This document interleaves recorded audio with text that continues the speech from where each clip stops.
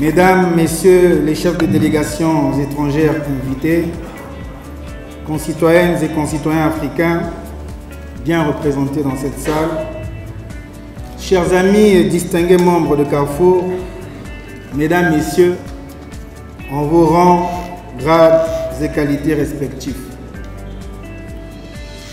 Je voudrais avant toute chose rendre grâce à Dieu d'avoir renouvelé nos forces et permis notre présence à cette 27e session des Vendredis de Carrefour, à laquelle je vous souhaite à toutes et à tous la bienvenue au nom du think tank Carrefour, ici à Brazzaville, qui a toujours été la capitale de l'intelligentsia africaine.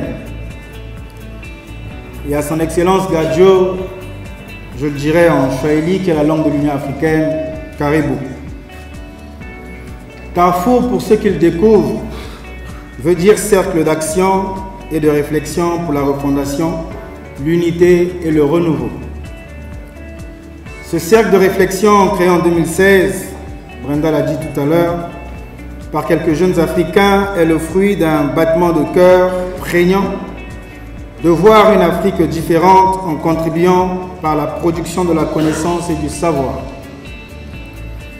À l'instar de plusieurs autres think tanks, Carrefour se veut produire une intelligence et porter des idées sur les problématiques qui touchent l'Afrique et aussi sur ses perspectives d'avenir.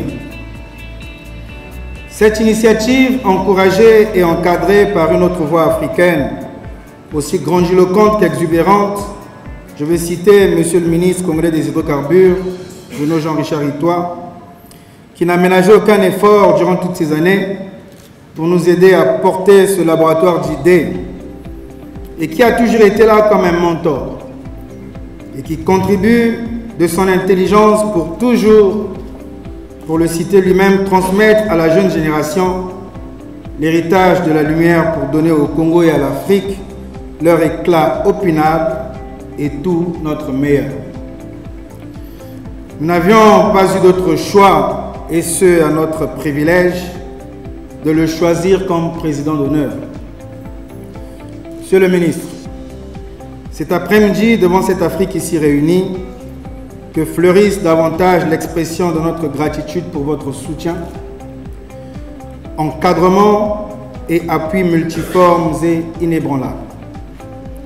Merci aussi de nous faire croire davantage et de nous donner envie en notre belle Afrique et en notre beau Congo. Et surtout de nous amener à explorer toutes les sources de contribution pour la construction de notre continent. Je voudrais vous assurer, Monsieur le ministre, au nom de tous les acteurs et membres de Carrefour, que c'est sur les fondations de votre legs que nous entendons poursuivre ce battement de cœur. Mesdames, Messieurs les ministres, Mesdames, Messieurs, chers et distingués invités, cette odieuse crise de la Covid-19 nous a amenés à être résilients et donc à imaginer d'autres modes d'action conduisant ainsi à 26 sessions digitales des Vendredis de Carrefour avec la participation de la communauté intellectuelle africaine, dont plusieurs éminentes personnalités, des universitaires, des chercheurs, des cadres d'entreprise, des membres de gouvernement qui ont brillé par leurs contributions qui font encore écho aujourd'hui. Et dans cette 27e marque en ce jour, et c'est ma prière, une longue série de présentiels de ces rendez-vous. Le thème qui nous rassemble ce jour, l'Afrique peut-elle espérer un avenir radieux? Comment y parvenir, avec qui et à quel horizon, fera probablement apparaître par notre éminent conférencier ses paradoxes et ses apories, et mieux, ses futurs possibles. Dans ce monde disruptif où, par exemple,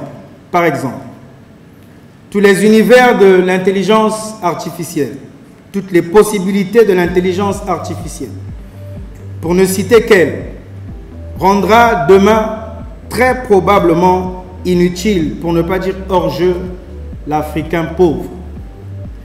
C'est pourquoi, avant de conclure, il me paraît donc apodictique de positionner ici une exigence un message surtout à notre jeunesse, à savoir, il nous faut tous poursuivre le long itinéraire qui nous conduit au bonheur radieux de l'Afrique.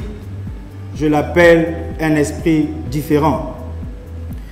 En croyant que je suis, en pratiquant en croyant que je suis, j'ai médité qu'on ne peut pas aspirer à quelque chose de différent en restant le même. Il nous faut donc avoir tous ensemble un esprit différent. L'Afrique, c'est aujourd'hui un peu plus d'1 milliard d'habitants. 650 millions, soit 65% d'entre eux en moins de 30 ans. 200 millions d'entre eux ont entre 15 et 24 ans, c'est-à-dire moins de 25 ans. Quelle richesse!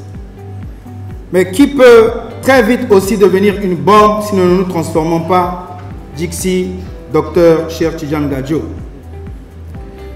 L'esprit différent aujourd'hui est cette voie, ce chemin qui nous garantit pour demain des retours sur bonheurs incontestables à cette jeunesse et à des pages nouvelles de ce livre nouveau sur l'Afrique.